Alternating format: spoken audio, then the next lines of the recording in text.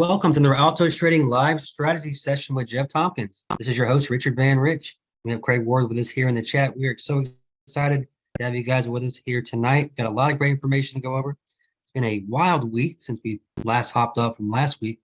So we've got a lot to talk about. If this is your first time on our session, you'll notice that your microphones are muted. That's so we can all hear Jeff and I talk. But there is, if you move your cursor at the bottom of your screen, a Q&A box. Put any questions in there throughout the evening. We'll get to those periodically and also before we hop off at the end. Now, if you have to hop off for any reason, you get bumped, got to do something else, don't worry. This is recorded and will be available in the members area later tonight and also on YouTube sometime tomorrow. If you have any question about your own personal account with Altos Trading memberships, access to Trade Transillion, anything like that, alert services, email support@altostrading.com, and we'll get to those sometime tomorrow. We keep all the things here tonight about selling and the market and all that good stuff. So please do so there. Let's see here. Let me get over. I want to make sure I bring where you guys can hear me and you can see my screen. Let's see here. How do we get a recording of the session by email? Saw that question. You can email support@altostrading.com. We'll send you a link to watch the replay if you'd like to see that. Before I bring on Jeff, let me make sure I hit the disclaimer. Altos Trading and Trade Transillion software is intended to be used as an information service for subscribers and includes opinions as to buying, selling, and holding various stocks and securities. However, the publishers of Altos Trading, Trade Transillion software are not brokers or investment advisors and do not provide investment advice or recommendations directed to any particular subscriber or in view of the particular circumstances of any particular person. Altos Trading LLC, including its owners, do not accept responsibility for any decisions made by subscribers using the software and subscribers to Trade Transillion software. For any of the persons who buy, sell, or hold securities, should do so with caution and consult with a broker or investment advisor before doing so. All right. That being said, let me bring on Jeff. Jeff, if you're there, you want to grab the microphone? Yeah. Good evening, everybody. Can you hear me? How you doing? Yeah, I hear you good. Good. How's everybody doing? Good to see such a great group on tonight. Looks like we got a lot in attendance, and we'll make it worth your while as always. How are things on your end, Richard? Pretty good. A lot warmer than you. I heard you're out there shoveling snow. Yeah. I was out 2 hours last night shoveling snow. So yeah, I'd be in the bed all day today with like aspirin. Yeah. Usually it's like my first strenuous winter activity, and I nearly always strain my back, which I've done in the past to the point where I couldn't get out of bed, but a little sore today, but not as bad as I expected. So that's not too bad. In Atlanta, it's funny. Like, I don't think anyone's ever had to shovel snow in Atlanta. I think you just can get like a leaf blower, and that's all you need. Yeah, it's gone. Yeah, snow at all. That was the case. We've actually got one of those big commercial snow blowers that with an engine that shoots the snow way out and all. But yeah, got about 4 inches in 24 hours. So it was kind of like and it was really wet snow. It was like kind of on the border of, being able to use that. You kind of need deeper snow to use that machine effectively. So Chris says, get an ergonomic shovel. I think the snow shovel I use is ergonomic, but I probably don't use it correctly. I load it up too full and then try to lift it up and break my back. So it's probably more user error. That's funny. Cool. All right. Well, again, welcome everybody. And thanks for the intro, Richard. And Craig is also here with us. He'll be assisting with any questions in the chat or the Q&A box, whichever you guys prefer to use. Let's get to our topic of the evening. We'll start out with our market overview, map out our key levels. We've got a lot going on this week. This morning we had CPI for November, which we'll talk a little bit about. Actually came in lower than expected. So we had positive reaction earlier in the trading day, but an interesting reversal. And also we'll talk more about that. But essentially it's a result of anticipation of tomorrow's big announcement, which is the Fed rate hike.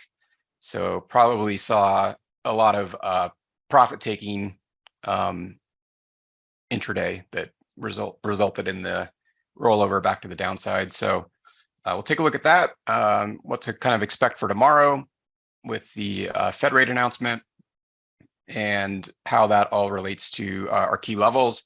We'll take a look at the 36-month moving average as we approach about midway through the month of December.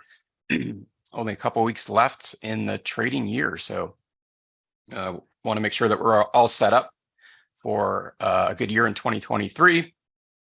And for strategy tonight, we're gonna look at a really effective and simple. And you guys probably know I love simple. I don't like to overcomplicate any strategies or systems that I develop. And obviously look for strategies and systems that have a built-in edge, that have a positive trade expectancy. In other words, whether it's due to win rate relative to risk reward, or vice versa. We want obviously to have a positive expectancy so that over a series of trades and over the long run, we are able to generate a profit. So that's obviously the idea behind all strategies and systems. They don't unfortunately all deliver that, but the one we'll cover tonight, which involves two moving averages, has been, I found, to be very effective for identifying what I call value zones, or areas where we have buying or selling opportunities that allow us to place strategic and limited, basically risk levels. So it allows us to either jump into the long side or short a security at a level where, if that particular trade opportunity doesn't work out or reverses on us, it allows us to limit that loss on the unsuccessful trades, and then the ones that work out have a lot more potential for movement in the anticipated direction. So I think it's a really effective system. If you don't use moving averages, I think that you might reconsider that when you see how this works. And there are drawbacks to these, of course. They're a lagging indicator, and like most indicators, lots of different ways to use and interpret them, many of which are ineffective or do not produce a positive trade expectancy over the long run. So we'll show you a unique way to use moving averages tonight, and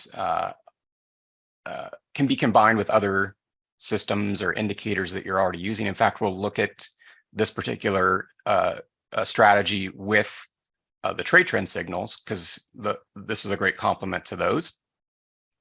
And I think you guys will get a lot out of it. So we'll see how long this our strategies portion of the session tonight takes.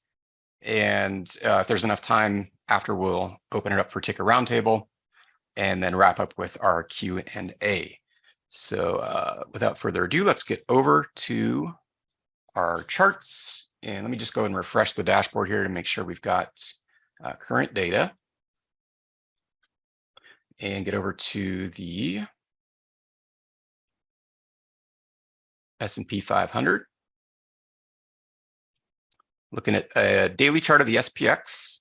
So as I mentioned, we gapped up significantly at the open today as a result of November CPI report, which came in much lower than expected.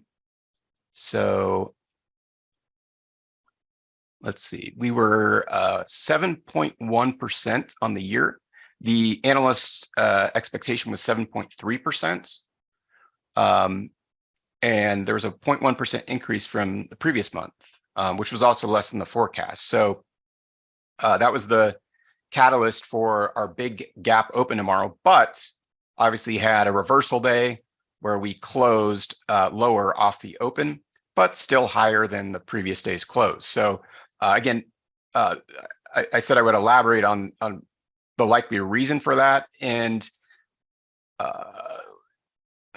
we've actually exceeded the expected move for the week on the S&P. So if you look at, we've talked about this in previous weekly sessions, and how to identify the expected move to the upside or downside using options. It's something I use. It's one of my core analytical tools for planning my trades, is to know the expected move and whether we're outside of it, inside of it. So if you didn't attend the session where we spent time talking about expected move, that's a valuable one to watch. But in any case, we did exceed the expected move for the week already today, and then reversed back into that expected zone. And again, the catalyst being that most likely, is that we have the Fed rate announcement tomorrow. So there is probably profit taking on the positive results from, or I should say the better than expected results from CPI, Consumer Price Index report that was released this morning at 8:30 a.m. Eastern time. So that was, and then of course the uncertainty leading into a major rate hike announcement. So most likely the reason for the reversal day, and a reversal day is basically where you open or trade in one direction, in this case, positively, and then close in the other direction. So this is kind of what a reversal bar looks like, or a reversal candle is a gap higher and a close lower. It can work the opposite way. You can get a gap lower and a close higher. So it's interesting too. If you look at today's candle, just zoom in on this. We put a low in almost right at the high from yesterday. So our low today on the S&P was 39.93.03, and our high yesterday was 39.90.71. So we filled the gap, and then that resulted in some buyers coming in and driving price back up prior to the close, which is, as we kind of paint the picture for this technical analysis, has bullish implications. So what does that tell us? It's telling us that market participants, there's enough market participants out there that believe that the market's going to react positively to the Fed rate hike announcement tomorrow, because once we filled this gap from yesterday's close, there were enough buyers coming in to drive a major index like the S&P back up above the levels from the low. It would be bearish if we closed near the low today, or particularly if we closed below yesterday's close. So even though this looks like a big red, frightening, bearish candle, it's actually not. It's more probably fear driven, or maybe not fear. Fear is not the right word. It's uncertainty. So it's driven by uncertainty. But let's talk a little bit about tomorrow's Fed announcement. We're probably going to see, like right now, stock futures are pretty flat. We're probably going to see, minimal movement overnight in futures as we wait for the Fed interest rate hike decision. So the as far as like the expectation, the expectation basically is a 50 basis point hike, or a half percentage point, which is smaller than the previous hikes, right? I think it's like the last 4 or 5 Fed hikes have been 75 basis points, right? So 3/4 percentage. So if that does create a little bit of risk for tomorrow, because the expectation is a 50 basis point hike. If they stick with the same number as the last, I believe it's 4 where they've hiked 3/4 of a basis point, that's going to be have a bearish negative impact on the markets. If it comes in at a half or 50 basis point, half percentage hike tomorrow, I think it's very unlikely it'll be less than that. Very, very unlikely. But if it comes in as expected, I think we'll see more of a bullish reaction tomorrow. And that also, I think, could, push markets up a little bit more into the end of 2022. So keep a close eye tomorrow. That one, I believe, is, well, we'll take a look and see when that release is. I'm not sure. Maybe one of our attendees knows exactly what time that comes out. It's usually like midday. But we can look in the platform and see. So again, we'll probably see just be take home messages. Be cautious tomorrow in terms of volatility. We're going to see increased volatility tomorrow. If we do get a strong directional move in one direction, it may reverse before market close, just kind of like what we saw today. These are obviously binary events. There's even either a positive or negative reaction.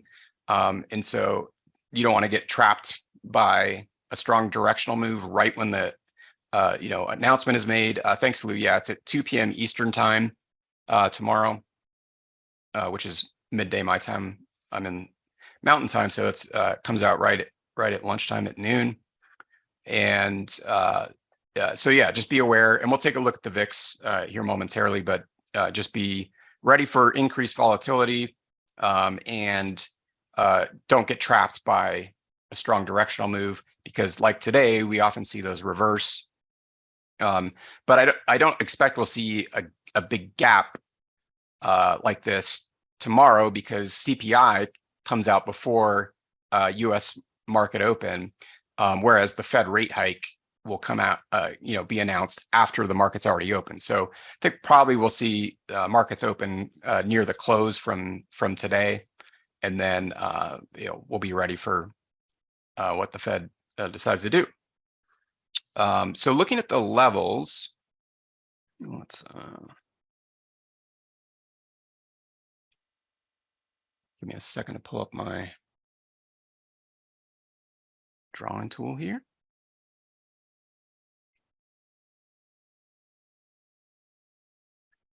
We've got some key ones to watch. So last week, if you guys attended or recall, I emphasized the very strong support we have at 3,900 on the S&P, right? So we talked considerably, in depth about this the importance of this 3,900 level as support, and that if we close below it, that's going to have very bearish implications going through the end of the year, and probably would spill over into 2023. But so far, that level is held, which is good news for the bulls. And particularly if we stay above 3,900 on the S&P, I think we're going to see more bullish sentiment going into next year. And so we've rotated off this level, and it's continuing to serve as support now since November. And that's the one we really want to watch for the rest of December as support. And then, of course, we have our 4,000 millennial mark, which is also key. And if you look at today's price action, we slightly breached it and then reversed higher. Again, bullish implications for the expectations around tomorrow's Fed meeting and rate hike announcement. So if we can stay above 4,000 tomorrow, that's even better news for the bulls. And then we've got, let me just mark these so you guys know. So these are actually both currently support levels. All right, so we've got two significant lower layers of support that are helping keep kind of buoy the market, keep it afloat. and moving higher. And then let me actually mark that a bit higher. It's really around 4,100 that we want to watch out for resistance tomorrow in particular. So if we get a bullish reaction from the Fed's decision tomorrow, expect potential resistance around 4,100. Reason being, this year when the markets come up into that level, we've seen quite significant rotations lower.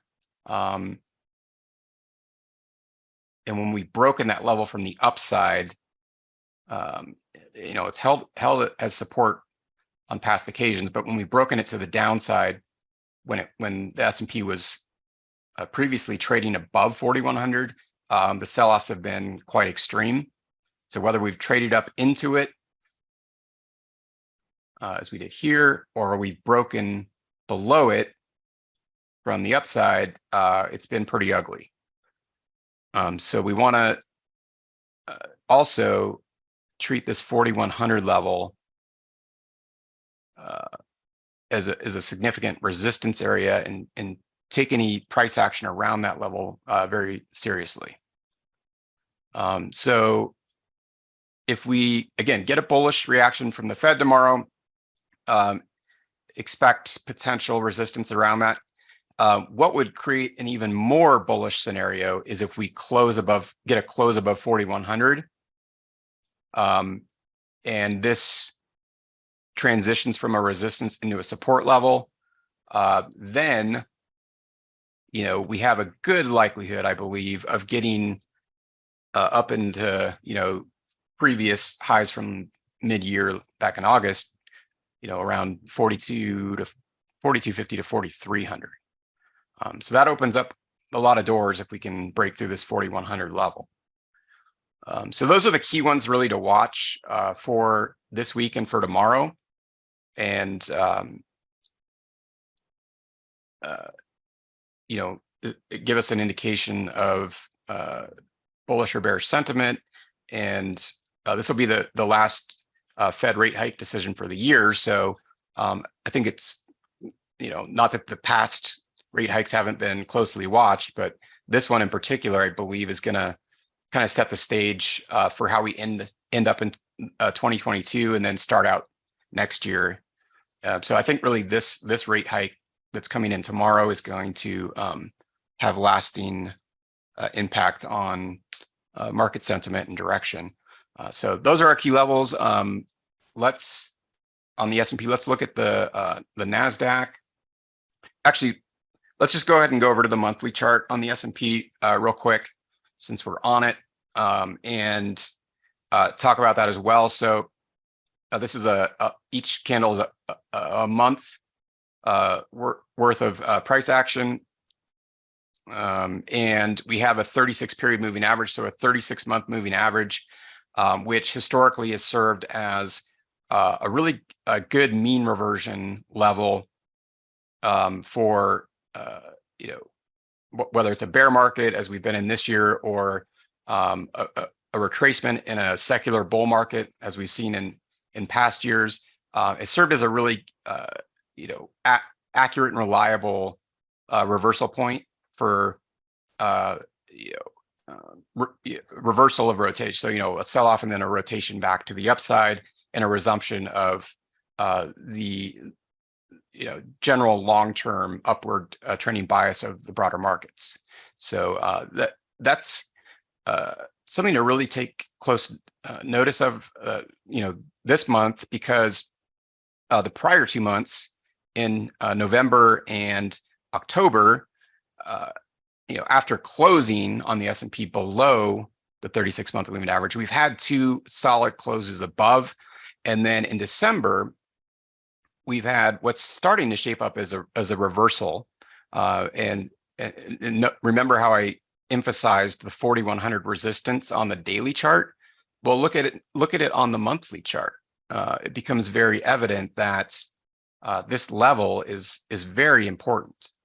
as we look at previous months, and that, really the benefit of looking at higher time frame charts, it can make it much easier to spot longer term key levels.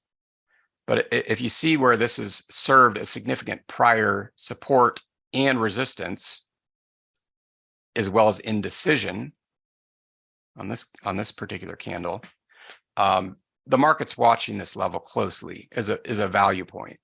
And you'll see, of course, this month, which in December our high was just ticks above. So our high for this month on the S&P is 4,196 ticks. So we're again very significant, and we're playing around with that level. And the Fed announcement tomorrow could be the catalyst that determines whether we break through or remain below. And if we break through again, that's very bullish for the rest of this year and leading into 2023. And then we'll have 3 consecutive closes above the 36-month moving average following a break of that level, which historically, again, has resulted in a reversal back to the upside in the broader markets. So that's really why we want to closely monitor this, and why I'm emphasizing it so much, because it's holds a lot of weight in terms of how the market reacts and where the sentiment lies, whether it's with the bulls or the bears. So so far it's looking unlikely we're going to retest our 36-month moving average. And just to add to that too, when we see 3 consecutive closes above that 36-month moving average on the major indices, that follows a mean reversion into the level, and particularly closes like we had in September below that level, those are really the factors that again historically result in a strong reversal back to the upside. So that could be what gets us out of the bear market territory. And always remember that the market tends to lead the economy. So certainly our high levels of inflation, a lot of the things in the economy that are putting us at high risk of recessionary periods could continue for some time. But we generally, and again, if you look back at previous events, let me pull up a little bit more time here, where we've mean reverted or even sold off below this level, like the 2008 housing crisis, right? That had a huge ripple effect. If you look back at 2008, the market lost over half of its value in the second half of the year.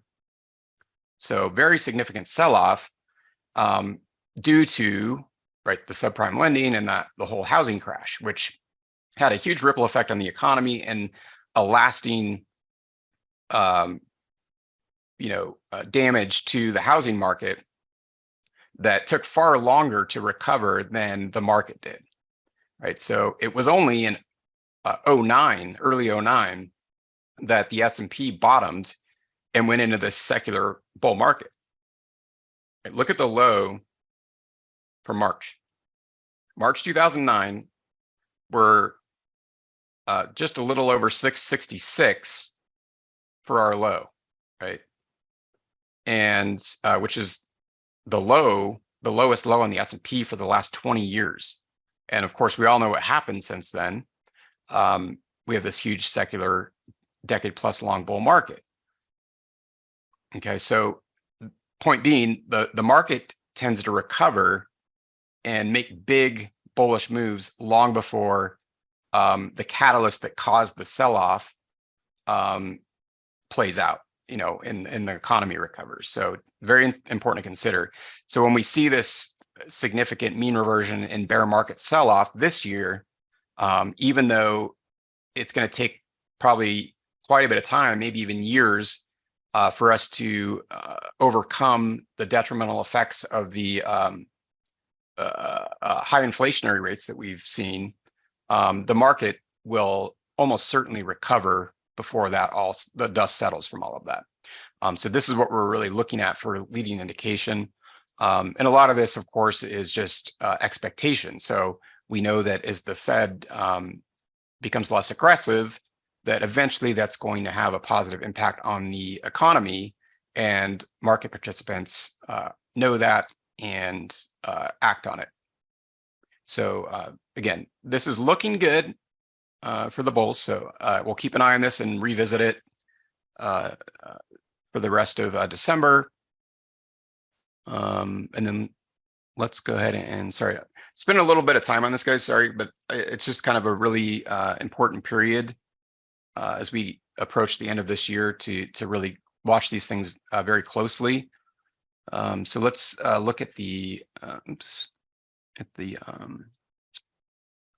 NASDAQ 100 ETF real quick, and we'll just quickly map our levels on that, because a lot of what I mentioned regarding the S&P applies obviously to the NASDAQ. Similar, price action, big gap up, reversal lower, retest of and gap fill from previous day's close, into a major support level, right? So we've got kind of right around 285 on the Qs,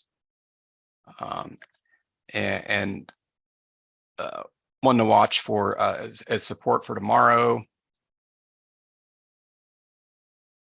Okay, so you can see that prior tests of this key level have resulted when price comes down below it in significant rotations lower, and if we can hold above this level after tomorrow's announcement, I expect we will see potentially a retest and then rotation higher. And then we've got some resistance around 295 to contend with. And then 300 is going to be a century mark to watch. I think probably not likely if we look at expected moves in the options statistics to reach that level tomorrow, since we closed down at 288.65, but might be more relevant later in the week or into next week as a resistance level. Okay, so we've got resistance here and resistance. And if we break 285 tomorrow on the Qs, let's look at some lower levels of support, kind of right around 279. If we do break and we get a bearish reaction tomorrow, which I think right now, all the data I'm looking at and all of my analysis is indicating more of a bullish reaction, but it's not a crystal ball, so we just don't take that from me and go and get aggressive on bullish trades tomorrow. It's just kind of what so far market participants are indicating. There's number one, indecision, but and also cautious profit taking, but number two, we just don't know, and based on best guess and expectations versus estimates, it's looking like if that expectation, which is the 50 basis point hike, ends up being the outcome, then we'll see most likely a bullish reaction. Is what all the data points are really telling us. All right, so those are key levels for the Qs. And then now let's look at the VIX, because the VIX really always tells the story, gives us really good information, and it often does so with the benefit of foresight. Oops.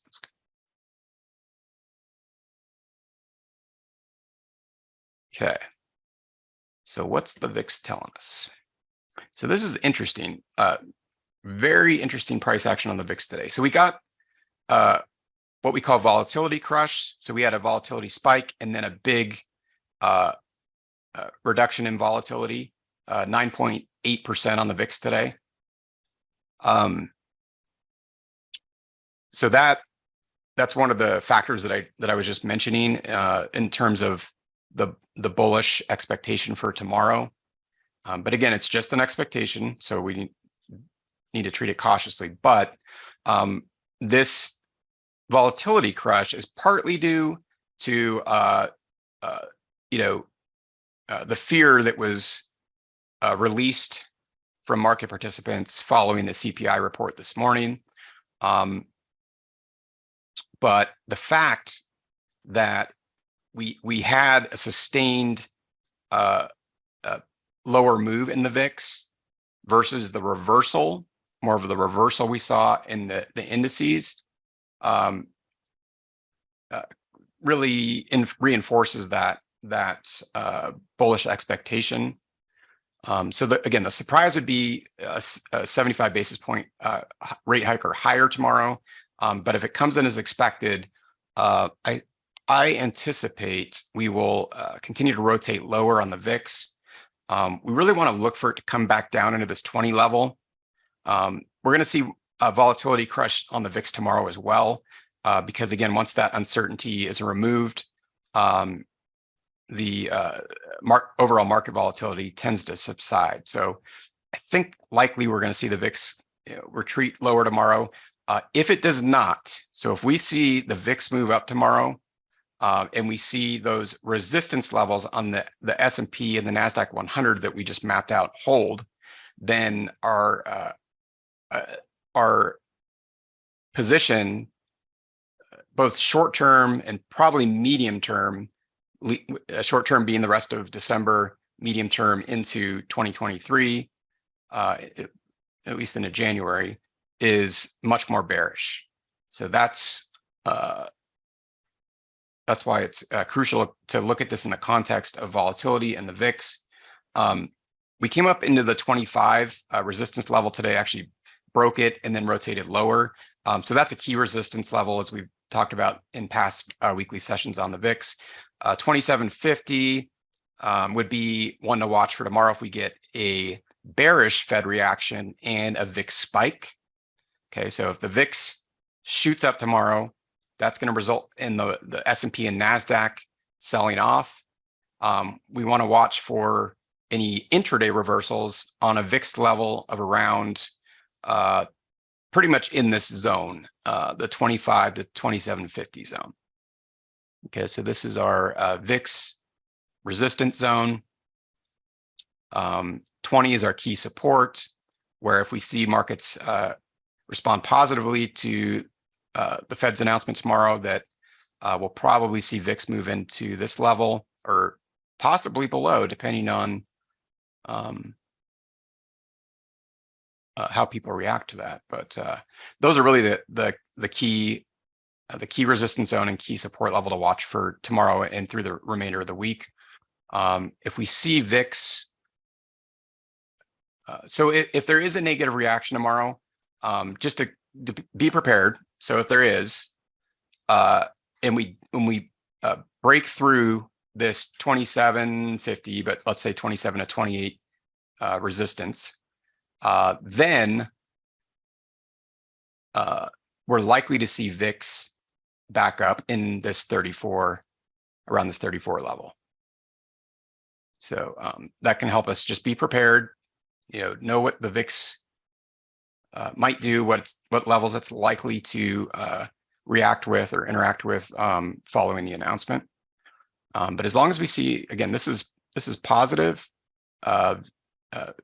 lower VIX on the day, even though, yeah, we got a big gap up this morning, but then we had a lower close. So there was still a lot of volatility today. So this lower close with conviction on the VIX is bullish for major indices. So, all right, those are the key levels. So I spent a little bit more time. Actually, I just looked at the clock. I spent way more time than I expected to, but this is such a crucial week for markets leading into the end of this year and to the start of next year that I think it was necessary and hopefully worthwhile for you guys. So we'll pause there, see if there are any questions, Richard, and then we'll quickly get over to our system for tonight. No, I think it was much appreciated for you to take the time to walk through that, because a lot of the questions that came through, you actually answered. as you were Okay. going. People are just really kind of concerned about some of those key levels you talked about, like on SPY, like which ones to kind of watch and how to navigate this time. So nothing specific has come through that you haven't already answered. So Okay. Good. Well, if you guys think of anything else, just let us know. And let's go ahead and get started on our topic for tonight, which is using moving averages to identify what I call value zones, which is really more applicable to like a bullish forecasted move, but they're also very valuable for not just entering a bullish trade on an asset, but identifying potential exit points if you're in a successful long bullish trade, or and this is where you probably wouldn't use the term value. They're also they're useful for identifying short opportunities in bear markets. So these can be used in both directions for both entry and exits, and it's simply two moving averages, right? So typically when people use moving averages, again, there's a lot of ways to use them, whether it's mean reversion, you're above or below an average and you're anticipating a mean reversion, in other words, a move back to that moving average. And that's, as far as an analysis tool, I think it's important and valuable, but it's difficult to use in practice because while all markets mean revert, the mean or the average is not a static number, right? It's constantly moving.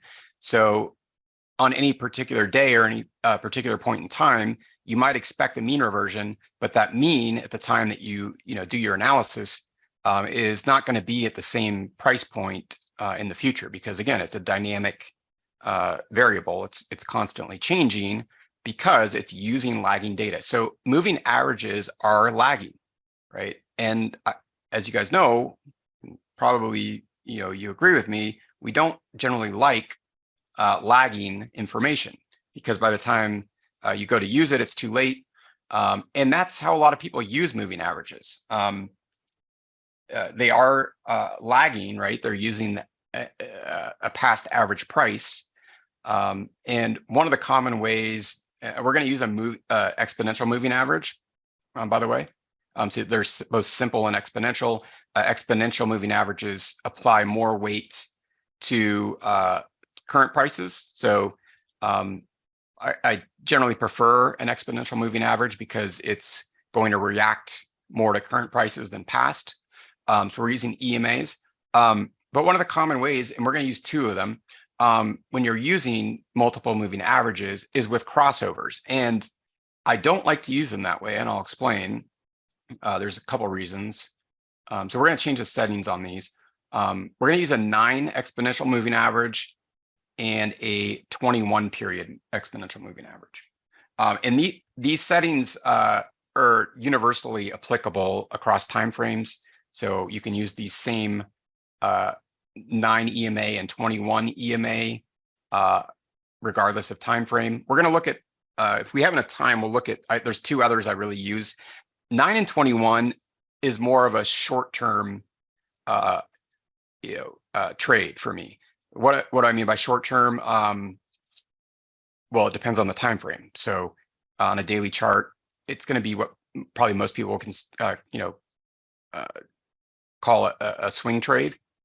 Intraday trading, depending again on time frame. So using it on a tick chart or 1 minute chart, it's going to be like a scalp trade. Or you're using it on a 5, 10, 15 minute chart, it's just going to be kind of a day trade, an intraday trade. So same EMA settings, period settings, 9 and 21. And those aren't just really randomly, they're not arbitrary, they're not randomly selected. They're chosen based on market cycles and whatnot. So they're not just some arbitrary number that sounds good. There's a lot of rationale behind it. Due to time constraints, we won't get into all the nuances of that. But So again, you can use them on any time frame, but what a lot of people do when they're using multiple moving averages, particularly two, is they wait for a crossover. Actually, let me recolor these so they're not the same color. Easy to. So this is the 21. Let's go ahead and color the 21 red. It's gonna be hard to see in the cloud. Let's see here. Let's do 21. We'll make yellow. And let's do our 9 white. Hopefully you guys can see those okay. And I'll zoom in, so we can get a better view of these. But so we've got our 9 EMA, which is going to react more quickly to changes in price. So you'll see the shorter term EMA hug price more closely. And then we've got our 21 EMA in yellow, which is going to react a bit slower to changes in price, to average prices. So again, how most people use like multiple EMAs, in particular two, is a crossover. So when the shorter term EMA crosses above the longer term EMA, it's bullish, and vice versa. Shorter term EMA crosses lower below the longer term EMA, it's bearish. That is probably the most lagging way to use EMAs and an EMA crossover, because let me just demonstrate. I mean, this is a good example right here. Back in August, we got a cross of the two EMAs on August 26th. When did the market peak prior to that? August 16th, right? 10 days. And not just 10 days, 334 on the Qs. We're looking at the NASDAQ 100 ETF that we reviewed key levels on earlier, the Qs, right? So, 334, and then on 10 days later on the 26th, we closed at 307. That's a huge percentage sell-off that the EMA crossover lagged, right? So let's look at some better ways to trade this. So let's actually just use this example. We'll look at a few here. All right. So we don't want to trade the cross because you're going to get enough false signals or get into the game too late. I mean, this was nice. It was a sustained bearish move. This one was nice, sustained bullish move. But you'd be taking a big risk, and you might, if you don't get the sustained move, get into the game too late before it reverses on you. So we want to try to avoid that. So there's a couple like cues we're looking for, and let me zoom in a little bit more here for you. So when previously, when we have, I just realized that doesn't look so good on the green cloud, but I'll make sure that we know which one we're talking about.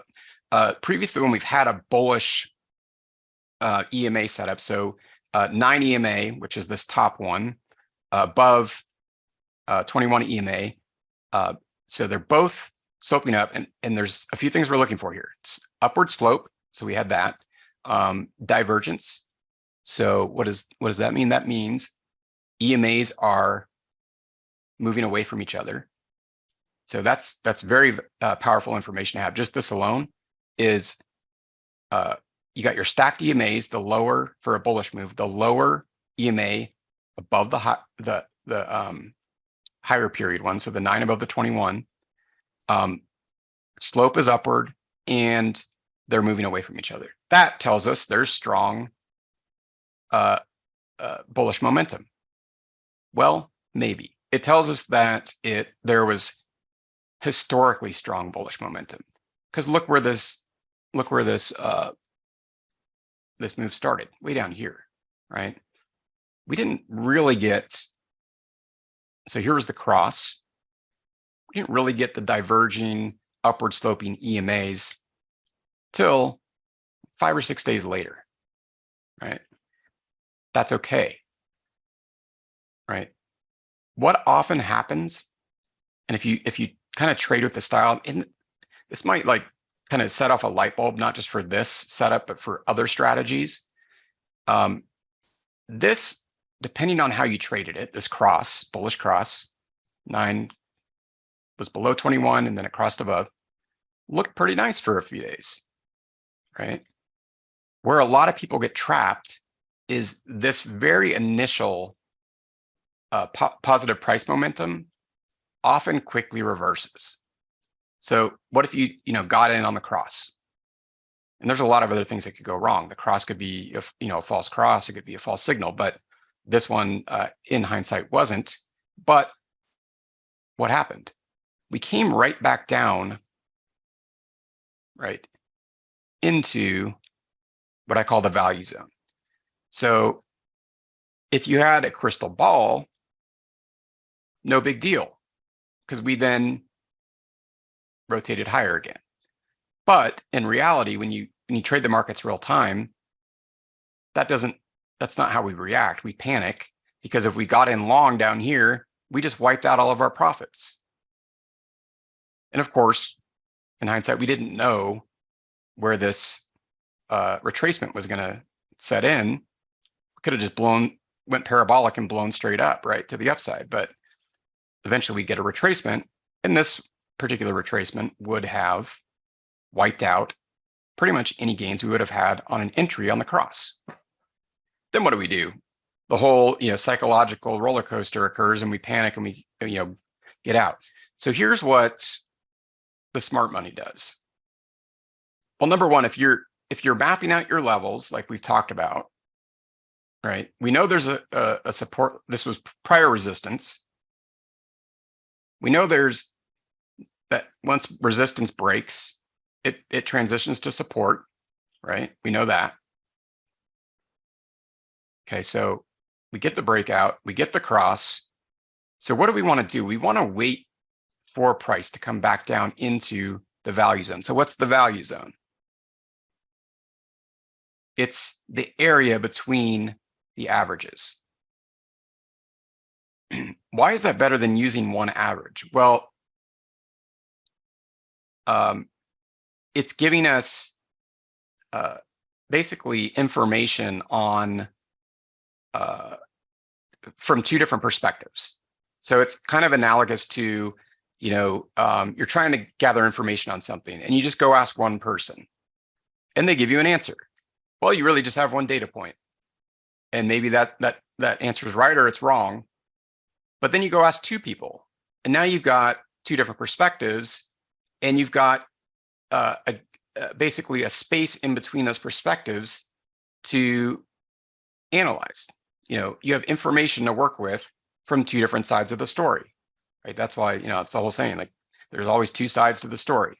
Well, that's kind of, the reason for using two exponential moving averages. We've got two sides to the story. So maybe short-term traders are looking for mean reversion over a shorter time horizon, and maybe more medium to longer-term traders are looking for mean reversion over a longer period. So now we've got two sides of the story, and we've got a value zone to work with. And so rather than blindly taking a cross that is actually lagging from a move up that occurred weeks or months ago, or that initiated weeks or months ago, we're waiting for confirmation for profit takers to, get out of their long positions and, run to the bank and deposit their gains from their positions. They're laughing all the way to the bank. They're causing people who jumped in early and aggressively and probably blindly to panic and take some losses. So this is basically like market psychology 101. You get the initial move and then you get the retracement. And then we get two sides to the story. So we've got a value zone to work with. And why is that important? Well, this is actually, and I didn't even pre-plan this. I mean, we can go find these all over the place. If we just use the 9-period EMA, we broke that very aggressively. What day was this? July 26th. If you were just using the 9 EMA and you were using a system that, hey, if we were trading above the 9 EMA and then we have a bearish close below, that to me is bearish, and I'm gonna take a bearish position. I'm gonna short the Qs, or I'm gonna buy a put on the Qs, or whatever your strategy, and you get faked out. Well, we have two sides to the story now. Accident, coincidence, I don't know. But we obviously found significant dynamic support at the 21 period moving average. Okay, so this is our value zone. So since the 9 EMA is above the 21 EMA, they're both sloping up and they're both diverging. What do we want to do? Do we want to jump in short because we broke the 9 EMA? No. We want to look for buying opportunities to go long. So that leads to our entry. A couple of schools of thought. So we can wait for a rotation back above the high of the candle that resulted in an entry into the value zone. That would be this candle. Oops. We can more conservatively wait for a close back out of a bullish close back out of the value zone. That would be this candle. We can use buy stop orders, right? If we use the bearish candle that closed within the value zone, placed above the high of that candle. Again, we can more conservatively wait for the close back out, a bullish close back to the upside outside of the value zone.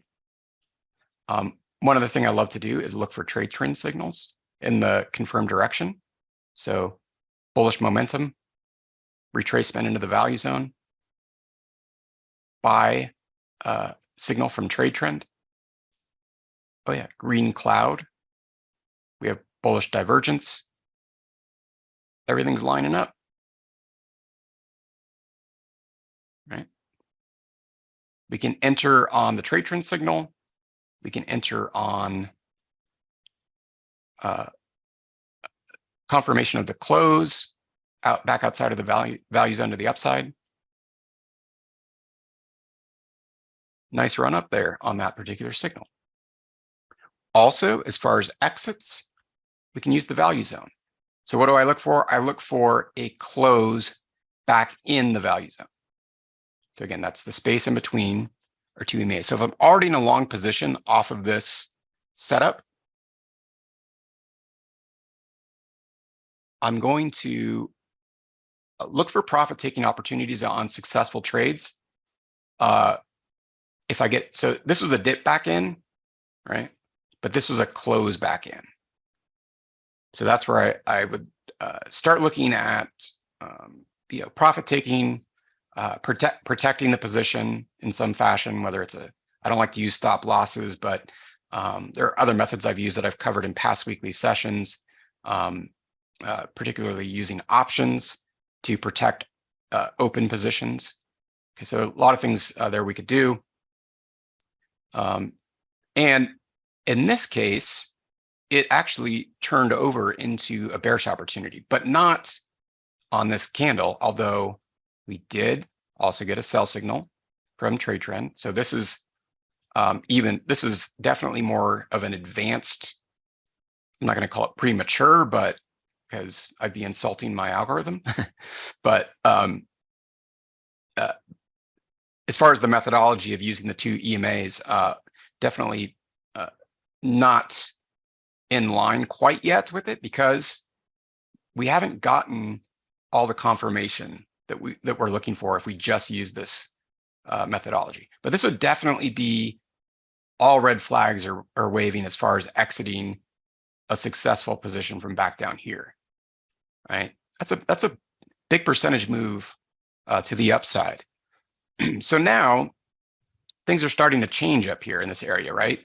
In a lot of ways, we're transitioning from trade trend buy signals to sell. We're transitioning from a green divergence cloud to a bearish red divergence cloud. We're trading back in the value zone. We actually break it, retrace back up, big bearish day later in August. There's our cross. Okay, so again, just like the last one, I would just call it getting lucky. You could have just jumped in and been aggressive on the cross and captured, 20-point move or so. Actually, this is also a great example of kind of a split test, right? So this was the day of the cross. Actually, it was really probably this day. Right, so there's our potential move if we had a crystal ball and knew where the bottom is coming in. It's a counter trend buy signal. Nice, like 5-day retracement. But this is really where the opportunity was. So look, what do we have? 9 EMA now below the 21 EMA, bearish.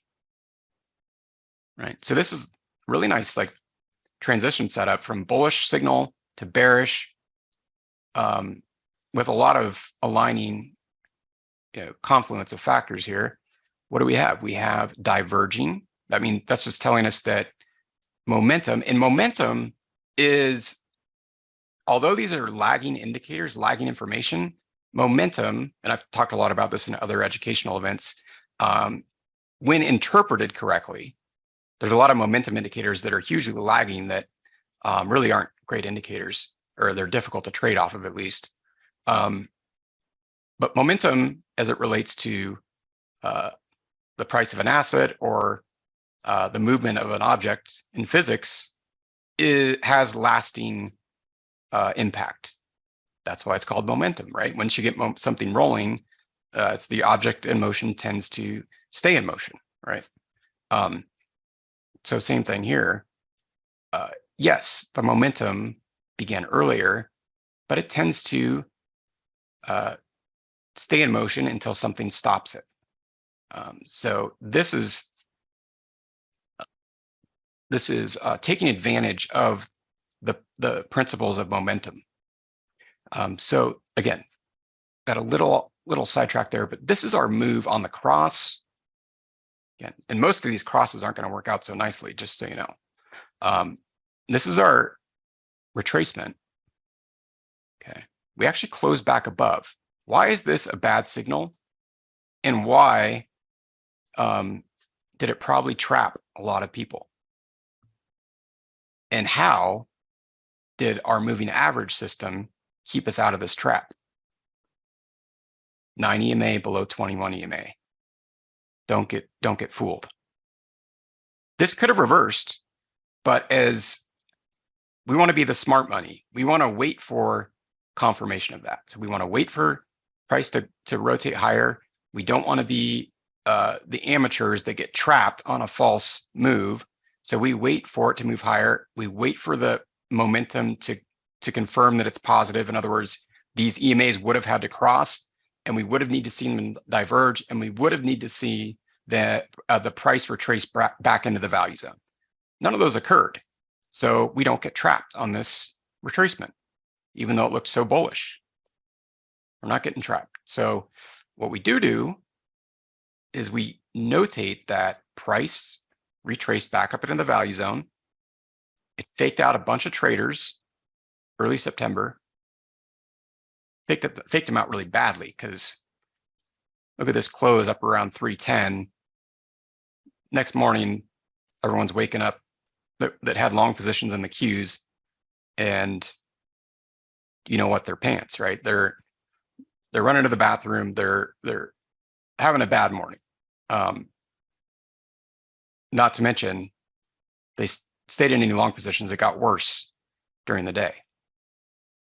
But for smart money, and if we understand these principles, momentum, divergence, trend direction, and a lot of the psychological factors that play around these principles, then price comes back down, this is a fantastic opportunity for us. What do we have? 9 EMA below 21 EMA, diverging EMAs, right? And downward sloping EMAs. Those are the three things we're looking for. Price comes down. We have an entry opportunity. Trade trend signal came in a little bit after that component of the EMA system versus the bullish example we looked at. But still, just adds, if I got into a short setup off this EMA signal, gives me more confidence and confirmation that the market's on my side, which is bearish. So to drive the point home, aggressive, you get lucky on this one, you pick up this move. Patient smart money, that's the better move. Then there was another opportunity.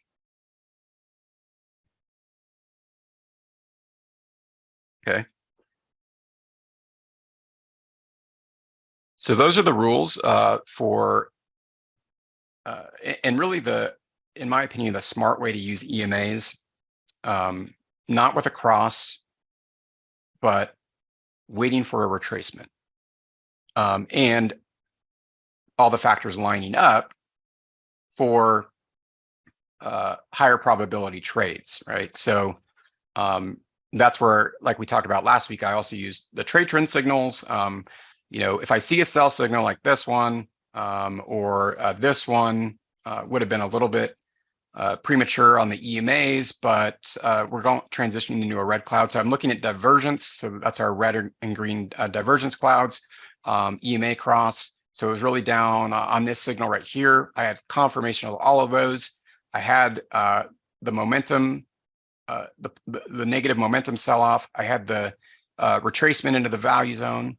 I had downward sloping, diverging EMAs. I have a sell signal. I have a lot of opportunity in here to take advantage of this big sell-off from April, right? Now, what about like the ones that don't work out? Can it keep us out of bad trades? Well, here's a good one. Actually, this is an example of, and I'll just run through this quick and then we'll pause for some questions. Here's an example of a bullish cross. And again, if you were aggressive, you got lucky. Assuming, again, you had the ability to get out near this top. There was a nice trade trend buy signal, yes, which actually would have gotten us out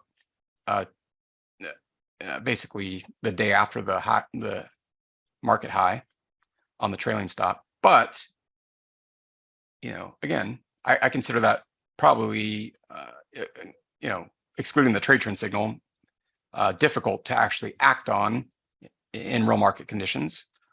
But what did we have here? We had the criteria meeting a bullish setup, except for red divergence. That was something working against us.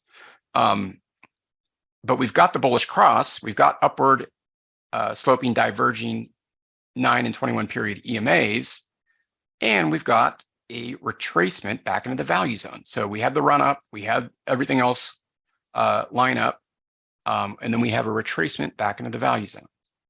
So this also could trap a bullish trader. We've got confirmed positive momentum. We've got a breakout of resistance levels. We've got a strong uptrend that's we know is going to eventually retrace, comes right down into this nice support level. Oh, this is a great opportunity to now jump to the long side. So how did it save us from doing that? We didn't get a close. We got a close in the value zone, followed by a subsequent close above, or at very least a rotation back to the upside above the high of the candle that closed within the value zone. Never occurred.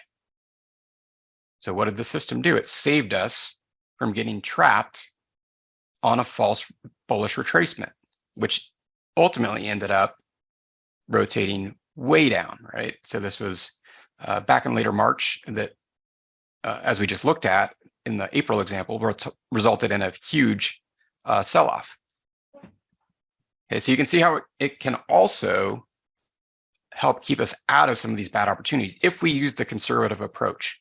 If we don't get too, overly excited and do what a lot of people do, which is trade the EMA cross, and we don't, just jump in because price is retracing back down into the value zone, or on a short setup back up into the value zone. But we wait for the confirmation. We wait for a close within and then a close back outside. And that's going to give us the highest probability setup, opportunity, and information to help us forecast directional movement. And you'll see, you guys can, I'm sure, in your spare time, practice this.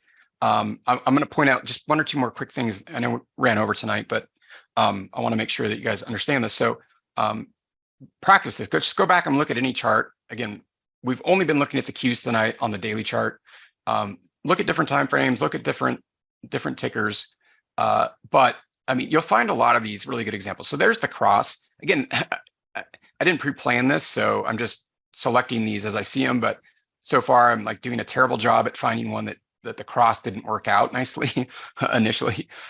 So just believe me, over the long term, it's not. In fact, there's been a lot of studies done on EMA crosses, and they tend, if you go long or short the asset on the cross, in most cases they don't have a positive trade expectancy. They're not profitable over the long term. So I guess just take my word for it. But when traded this way, so here's another good example. Like, yeah, this one would have worked out on the cross. But look, you'll notice too, like, what are the moves? And this is the case of the last ones we've looked at. Like, what are the moves at the cross? Well, they're fairly steep and rapid, but they're not sustained. So yeah, 3 or 4 days, we had a significant rotation lower. But when you get the mean reversion, so back into the value zone, right?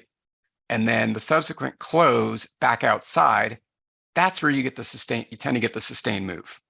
That's the sustained move. So that, just like the past examples we looked at, it's the mean reversion back into the value zone that, when it follows through, often results in the sustained move. So two more things, quick things to point out, and then we'll answer any questions. So where do we put our stop loss? Well, if you use stop losses, I tend to not use them, and I use different methods to adjust trades when I'm wrong or things don't go as anticipated. But if you're going to use a stop loss, you have a number of options. You could. We now have a defined value zone. We know where that is. We've defined it. We've defined the anticipated directional forecasted movement. We can place our stop loss above, let's say the high of the candle that first moves from the retreat, or for the directional move to the retracement back into the value zone. So that'd be this candle here. That's one way to do it. If you want to wait for, if you're very confident about the setup and all these things, maybe some people will wait for a close outside of the value zone in the opposite direction. So there's obviously a number of ways, and then you can. There's actually a couple examples down here. Retracement, and then another fake out, which we wouldn't use as a bullish setup, right? Because the other variables don't line up. Another fake out. So these are actually great shorting opportunities, right? Followed up with confirmation. But what you could do is also, and this is a method I use, is if I'm not immediately right, and these would have been two examples, I wait for a close in the opposite on the opposite side of the value zone, other side of the two EMAs, and then I place my stop above the high of the candle that closes out, which would have worked nicely in these two cases. So a number of different kind of methods, and of course you can use others that you deem fit. You can use the trade trend trailing stops. In fact, this was a nice sell setup on a value mean reversion, sell signal, trigger, initial stop up here. So you can use our algorithmic trailing stops, which just happen to be, and this is where also this discretionary methodology really complements our trade trend algorithm. Because in reality, I probably wouldn't have placed my stop way up here where the algorithm says, because I know I'm looking at a value zone with a false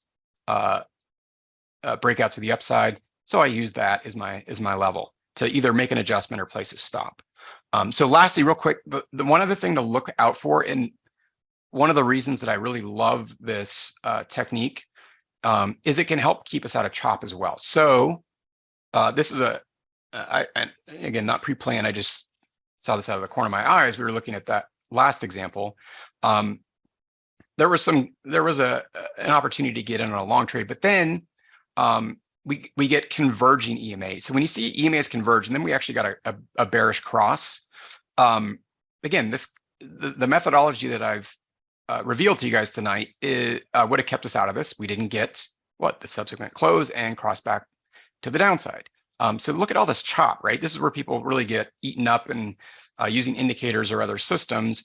And this is also something I really love about this methodology is can help keep us out of chop. So if you see, number one, if you don't see the price action meet the criteria that we've discussed tonight, which it didn't here, if you see EMAs close together like this, right? So you're just seeing that's not even a cross. There was a cross here.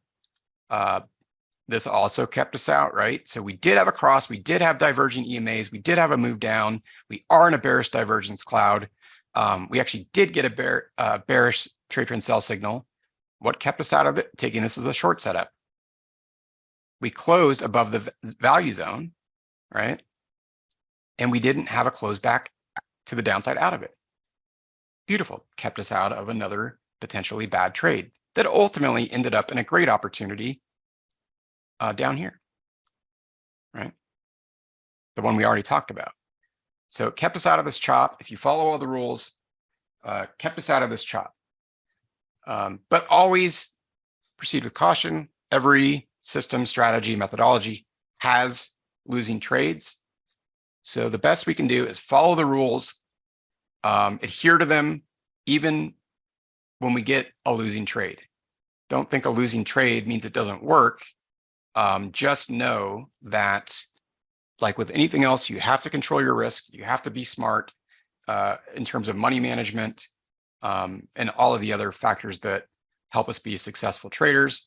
But if you follow the rules, it can lead to some really great opportunities. Again, this is going back to May, June. We have the cross.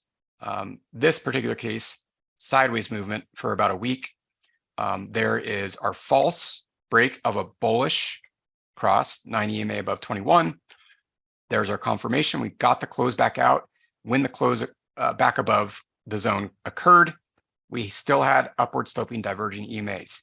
Beautiful. Everything I'm looking for. And there's the huge move up.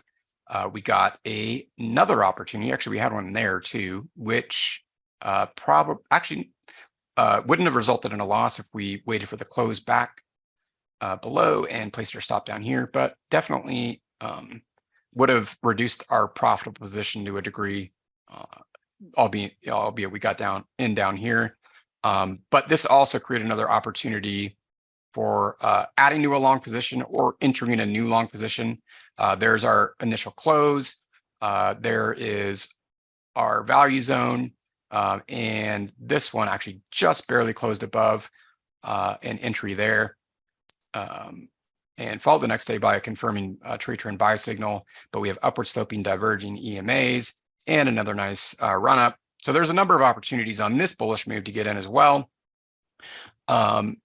All right, so let's a lot of information, obviously, and probably lots to practice.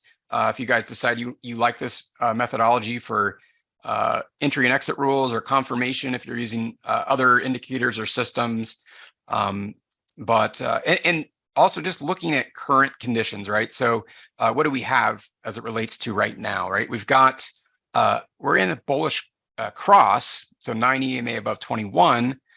We've had mean reversion into the value zone, right? Which over the last month or so has created some relatively minor buying opportunities, not anything significant. But this is also something to monitor for tomorrow, right? Because we could get reversion, and we probably will. We found a low today, almost near the 9 EMA, but we could see price move into the value zone again, or even below it. So to be conservative, if that happens, wait for bulls to wait for the confirmation. Bulls come in and buy, and then we get a positive close back above, and then keep those support and resistance levels noted, right? So if we close through a resistance level, green divergence cloud, bearish reversion in the context of a bullish setup, and confirmation of a bullish close back outside of the value zone with upward sloping diverging EMAs, that's the confluence of factors we're looking for our high probability directional moves, but not just high probability, strong directional moves, right? That end up resulting in moves like the ones we just looked at, right? So that's really what we're looking for. Okay, so again, sorry I ran over again tonight. I think we went long last week too, but I'm here to help you guys. I want you guys to get as much out of these weekly sessions as possible. It's another tool for your toolbox, another thing to add to your arsenal to help you guys be successful. So any questions that I can answer for you before we sign off? Sorry, we didn't have time for ticker roundtable. But Richard, if there are any questions, and quickly before questions, I said that there are 2 other EMAs that I also use because we're looking at the 9 and the 21, which I use more for, like, again, depending on the time frame. But if it's a daily chart, I'm looking for more like swing trades. For more of a medium to long term, like if I'm buying something that I intend on holding for maybe 6, 12 months or longer, I use the exact same rules, same methodology with a 50 EMA and a 200 EMA. So 50 is our short period EMA and 200 for the long. So all the same rules otherwise, but that's going to give us more setups that we should intend on being in longer in order to meet all the criteria for entry and exit. All right, Richard, any questions come through? Yeah, I'm going to combine a couple. Ari and Isidro kind of asked questions around daily. So this is applied to the daily. Ari says he trades forex and seems to get whipsawed on some different EMAs that he uses. Isidro is kind of asking if you do more day trades than swing trades. Yeah, so I don't, most of our existing members know, don't do much day trading. Do I day trade once in a while? Mainly I don't do it out of boredom. So if there's, like I did a short-term trade yesterday with options around the CPI announcement. So I might do some short-term or even intraday trades if there's a strong case scenario for it. Like a CPI announcement, or tomorrow I've got one on for the Fed announcement. I've got a ratio back spread on. It's a binary event. If the market blows, through the top to the upside, I make a lot of money. If there's a negative reaction, it moves down, I keep a small credit. So I do, that's kind of the extent of my intraday trading. But if you use this intraday, the rules and if you follow them as I explain them, strictly adhere to them, no exceptions, no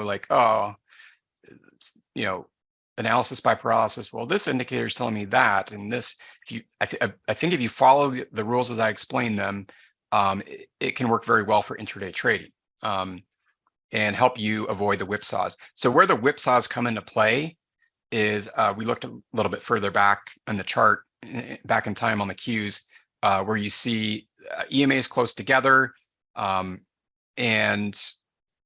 you see price not confirming the forecasted direction. So again, it's crucial to wait for the close either within or beyond the EMA. So on the opposite side of the forecasted direction, and then for confirmation, the reversal back in the forecasted direction, right? So just like right here, right, we had the close, And this one wasn't over, closed up in, right? We don't want to get in just because it's in the value zone. This is again where you can get negatively impacted psychologically and think that you were wrong when you end up being right. So yeah, I think if you follow the rules, it's not going to eliminate losing trades. Nothing does, but it can help keep you out of a lot of bad trades, whether it's forex or futures or equities, ETFs, or whether it's a daily chart or a 1 minute chart. So, time frame is really more relevant to the anticipated amount of time that you spend in the trade versus, whether it's accurate or correct.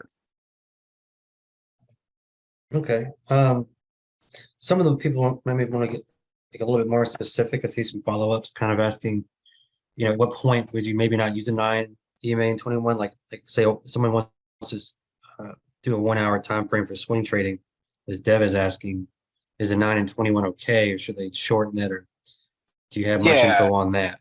Yeah, that's actually a really good question. So, simple answer, the most abbreviated answer I can give to that is, determining when to use like the 921 or when to use the 5200 is your time horizon. So, do you want to be in a position, whether that's for purposes of tying up capital that you can't use for other opportunities, whether it's you want to look to book profits sooner rather than later, whether it's your anticipation that a run might extend for a long period of time, whatever the reason is, if it's longer, you have a longer time horizon, then you want to use the 5200. If you have a shorter time horizon, then you want to use the 921. And I shouldn't say you want to use, I should say I want to use. That's how I do it. So that's obviously up to you guys, but that's my rationale for choosing between the 921 or the 5200. So like if I'm going to, buy a stock in my retirement account, for instance, and I intend on holding it longer term, then I'll use the 5200 EMAs versus something I might be doing in my personal trading account, and I'm looking for a short-term opportunity, I would use the 921. So regardless of time frame. So also, to add to that, the selection of the EMA lengths isn't necessarily correlated to the time frame of the chart. So you can use the 921 on a daily chart just like you could use it on a 1 minute or a tick chart. It's more the amount of time you intend to hold the trade, because the longer the EMA, when you get into a successful trade, and if you follow the rules, you're likely going to be in the trade longer. I mean, you're going to tie up capital longer than if you use the shorter term, the 921 EMA.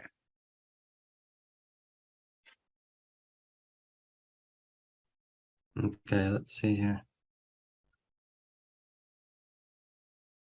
Robert says I use the 8 and 20 EMAs. Doesn't really matter at that point, right? Yeah, actually, Robert, that's a good point. You're one off on both EMAs relative to what I've demonstrated. Is it going to make a big difference? No, probably not. So yeah, you are right.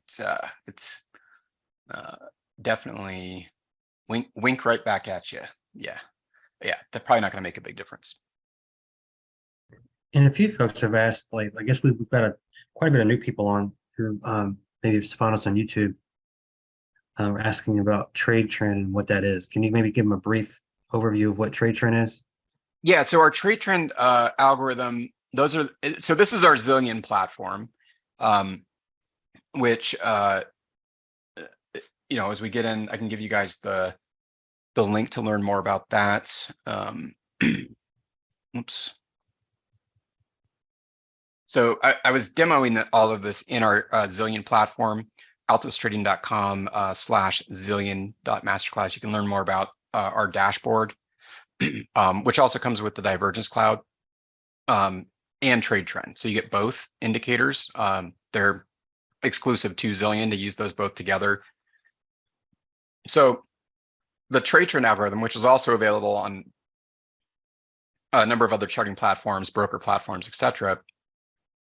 And you can find information about that on our site as well, is a forecasting algorithm for trend direction. So the diamonds, and the symbology is a little different depending on the platform that you use it on. Again, we have it available on multiple platforms, but on the Zillion platform, the white diamond above the candle is a bearish forecasted movement. The white diamond below the candle is a bullish. But those are not entry and exit, not entry signals. They're the forecast of a future move. So that's really what sets trade trend apart from a lot of other indicators.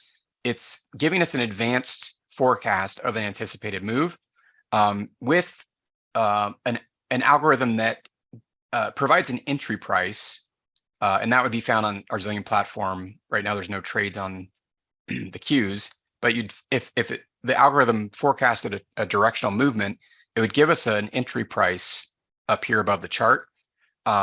And so only in the case where we get a follow through, the entry would be above the candle for a bullish forecasted move and below the candle for a bearish. So both these cases right here, we had follow through the move into the entry price.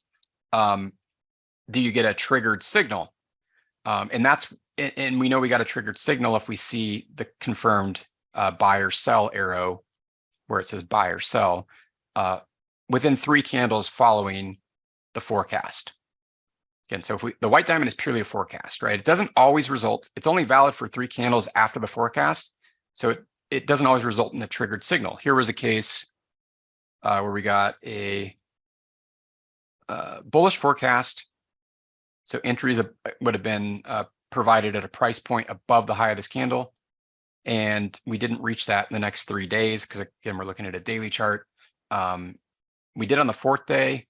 So that methodology kept us out of this little retracement, which ultimately ended up rotating back lower. And that's basically how it works. And then it also provides a trailing stop level. So it may be a little small for you to see, but if you notice some of these horizontal lines on the chart after a signal hits the triggered entry, right? Those are that's a separate algorithm, but built into the trade trend indicator that gives us trailing stop levels, and it reads the directional and I guess magnitude of the momentum, the volatility, basically of the price action to provide us trailing stop levels to manage any open positions on these signals. So kind of a high level overview. And the reason we combine trade trend with these clouds that you see on your chart is they're a great powerhouse combination. They work very well together when we take trade trend signals in the direction of the bullish or bearish divergence. So when we see red sell signals in a red divergence cloud, those tend to result in the really big moves, or a bullish buy signal in a green divergence cloud. Those are often very nice moves. We actually, we just had one earlier last month, November, right? Buy signal, green divergence cloud. So that's kind of a good starting point for giving me my sentiment, right? My sentiment analysis. Am I bullish? Am I bearish? Well, I'm looking for all of these things, and these systems that we talk about on our Tuesday night sessions, are all factors that I'm looking to line up to give me the highest probability opportunities.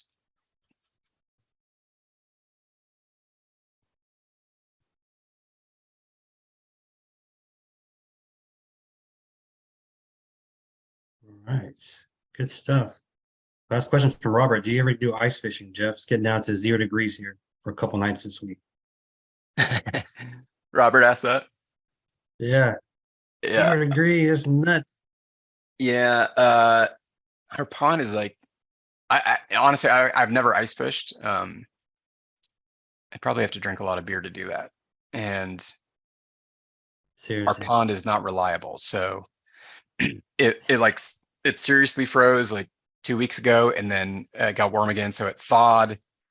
and I probably wouldn't even put my toe on it and like expect that I would not fall in. So, and the problem, yeah, if it's so cold, I'd have to drink enough beer where I probably would fall in, and yeah, I'd be in trouble. So I've steered clear from ice fishing. It's not my wheelhouse, but I do fly fish. That's what I love to do. Yeah, same here, man. I couldn't like cold water for me, man. That's not my thing. Can't do it. Yeah, I've got some friends that ice fish though, but you really need, thick ice and a big one of those drills. Can't think of the name of the drill, but you gotta like, if you're not drilling a like 3-foot hole through that ice, may not be. Yeah, Robert, actually the cool thing is they don't have to stock the pond. That I live on, it's there's a greenbelt path, walking path in between that and the Boise River, and it flows right in from the river. So they don't stock it. All the fish like that come into I guess technically it's a lake. It's like a small lake, but come in from the river. So it's all like natural fish from the river, which is kind of cool. They do stock the river though, so there's a chance that stocked fish get in, I guess, to there. But Sweet. Yeah, it sounds like he's been too cool. very following him with the elk. Yeah. Awesome. All right, guys. Well, thanks so much for all the, well, first of all, for the patience tonight, because I know we ran over again, but I hope it was worth your while. So I'm looking forward to meeting again next Tuesday to talk about what's transpired since the Fed announcement tomorrow. But again, the recording will be up in our members area tonight. So if you guys need to review any of the levels or things that we talked about to keep an eye out for the Fed rate announcement tomorrow, that'll be there for you to do. And then we'll also get it up into our YouTube channel, but that may not happen before the Fed announcement. So hope that you guys took some notes and things, and we'll reconvene next week. I hope you guys have a great rest of the trading week, great weekend, and I look forward to seeing you guys all next Tuesday.